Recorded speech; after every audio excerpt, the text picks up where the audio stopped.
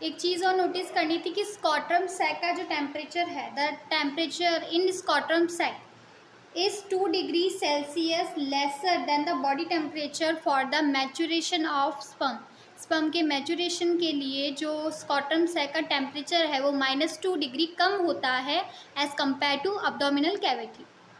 और विंटर्स में क्या होता है, विंटर्स में ये जो है स्कॉटरम सैक है वो अब्डोमिनल कैविटी के पास आ जाता है, closer to abdominal cavity to maintain the temperature को मेंटेन करने के लिए, क्योंकि 2 डिग्री तो ऑलरेडी कम होता है और फिर सर्दियों में वापस अगर और कम हो जाएगा तो ये क्या करता है, स्कॉटरम सैक में कॉन्ट्रैक्शन होती है, उसकी जो मसल्स होती है उनमें कॉन्ट्रैक्शन होता है और ये जो स्कॉटरम सैक है वो अब्डोमिनल कैविटी के पास आ जाता है, जिससे जो टेम्परेचर है वो मेंटेन हो जाता है।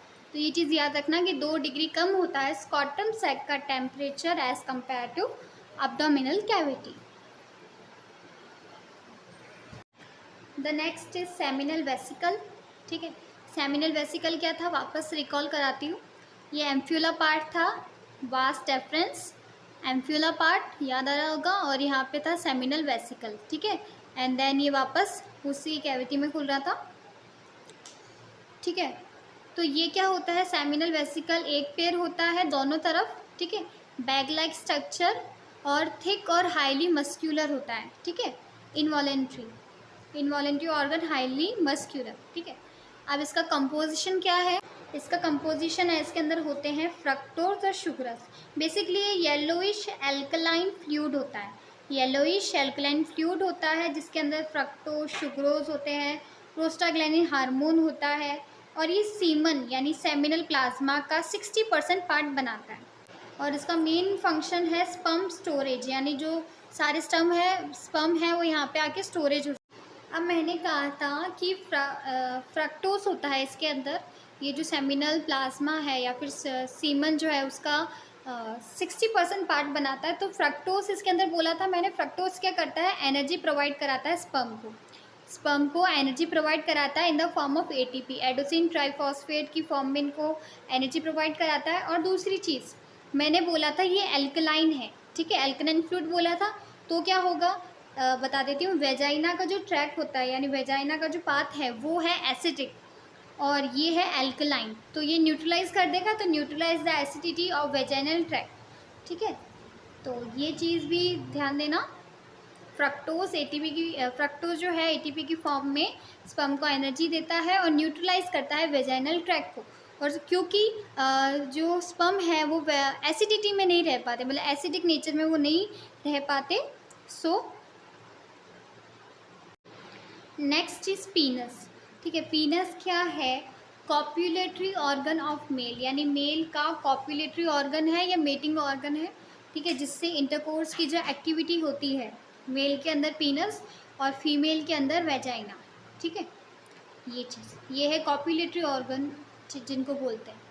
अब फर्टिलाइजेशन 2 तरह के होते हैं, एक्सटर्नल और इंटरनल। एक्सटर्नल में आ जाते हैं जहाँ पे मेटिंग नहीं होती है, दोनों का मेटिंग नहीं होती है, और दूसरा है इंटरनल जहाँ मेटिंग होती है एंड देन फॉर्मेशन होता है जाइगोट का एंड देन एम्ब्रियो का।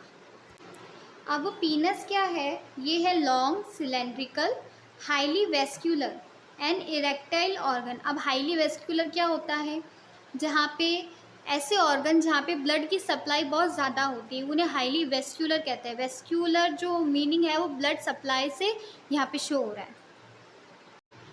ट्रांसवर्स सेक्शन ऑफ पीनस यानी कॉप्युलेटरी ऑर्गन का ट्रांसवर्स सेक्शन देखेंगे। ट्रांसवर्स सेक्शन क्या होता है कि जैसे ये अपना कॉप्युलेटरी ऑर्गन है तो इसको यहाँ से कट किया। ठीक है, ये वाला जो पार्ट है, फिर इसको खोल के जो ऐसे इस तरफ से देखेंगे ना तो ऐसा दिखेगा। अब इसकी जो बॉडी है वो 3 स्पॉन्जी लॉन्गिट्यूडनल कॉर्ड्स की बनी हुई होती है। 3 स्पॉन्जी लॉन्गिट्यूडनल जो कॉर्ड्स है 1 2 3, ये जो कॉर्ड्स है इन्हीं की बनी हुई होती है। ठीक है, मैंने बताया था टीएस ऑफ पीनस देखेंगे ट्रांसफर सेक्शन, उसमें 3 कॉर्ड्स बताई थी, 2 थिक और 1 थिन। ठीक है ना, 2 कॉर्ड्स बताई थी। तो उस पहली कॉर्ड का नाम है जो थिक है, ठीक है ना, वो है कॉर्पस कैरोनोसा, जो कि 2 थिक कॉर्ड है, एक ये वाली और एक ये वाली, 2 थिक कॉर्ड हो गई। ठीक है, सेकंड है कॉर्पस स्पॉन्जियम। कॉर्पस स्पॉन्जियम जो है ये वाली, ठीक है, जो कि है थिन कॉर्ड। ओके, दो कॉर्ड्स है, कॉर्पस कैरोनोसा और कॉर्पस स्पॉन्जियम, ठीक है, एक ये वाली और एक ये वाली। ओके, अब ये जो बीच में अभी नॉर्मल स्टेट में क्या होता है कि जो मसल्स है यहाँ की वो कॉन्ट्रैक्टेड पोजीशन में रहती है, तो सिर्फ यूरिन जो है वो यहाँ से पासेज होता है, ये है यूरिनोजेनाइटल अपर्चर, ठीक है।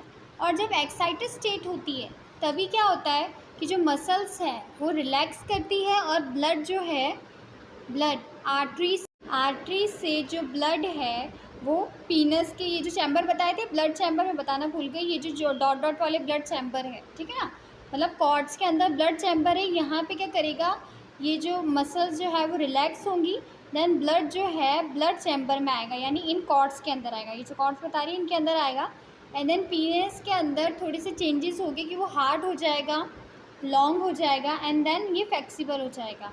किस लिए कि मतलब इसके अंदर चेंज क्यों आए हैं, क्योंकि ये हार्ड, लॉन्ग एंड फ्लेक्सिबल होने के बाद में जो फीमेल ट्रैक है उसके अंदर जाएगा और इजीली पेनिट्रेट कर पाएगा, ठीक है, डीप पेनिट्रेशन बोल सकते हो आप उसको, इसीलिए पीनस का हार्ड, लॉन्ग एंड फ्लेक्सिबल होना ज़रूरी है। ओके, और यूट्रस के अंदर इजीली जो है पीनस अपने सारे स्पर्म को रिलीज़ कर पाएगा, इसीलिए इस वजह से यहाँ ब्लड का जो सप्लाई है वो बहुत ज़्यादा हो जाती है।